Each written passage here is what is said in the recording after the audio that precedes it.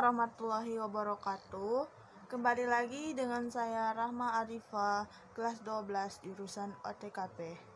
Ingin menjelaskan tentang peran generasi milenial dalam mempersatukan bangsa. Seperti apa sih peranan kita sebagai pemuda? Banyak dari sebagian pemuda kita tidak menyadari, bahkan mengetahui apa peran mereka. Padahal, mereka memiliki peranan yang sangat penting, sehingga hanya mereka lah yang bisa menentukan masa depan dari bangsa. Dunia saat ini sudah move on dari zaman kuno dan memasuki era milenial, di mana era ini disebut sebagai masa di mana teknologi berkembang dengan pesat dan menjadi sebuah gaya hidup bagi para generasi di dalamnya. Di era ini, dengan segala kecanggihan teknologi, tingkat persaingan juga semakin tinggi, sehingga menuntut kualitas dan kinerja manusianya untuk lebih ditingkatkan.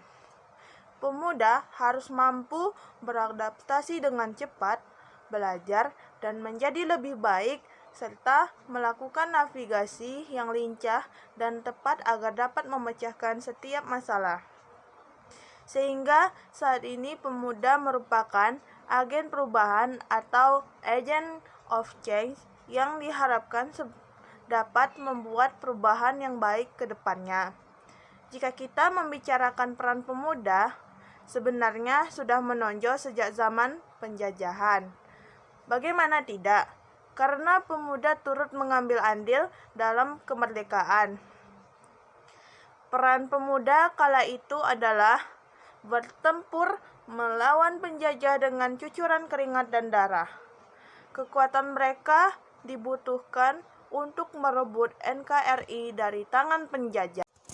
Perjalanan panjang negara hingga saat ini tidak lepas dari warna-warni yang diberikan pemuda yang peduli pada bangsa dan negaranya.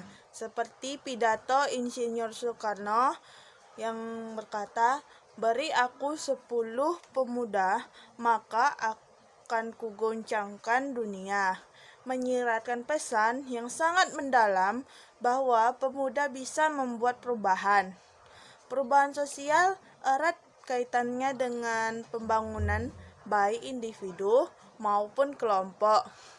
Hal ini sejalan dengan peran pemuda sebagai agen of change masa depan bangsa menuju perubahan, pembangunan, dan kemajuan peradaban.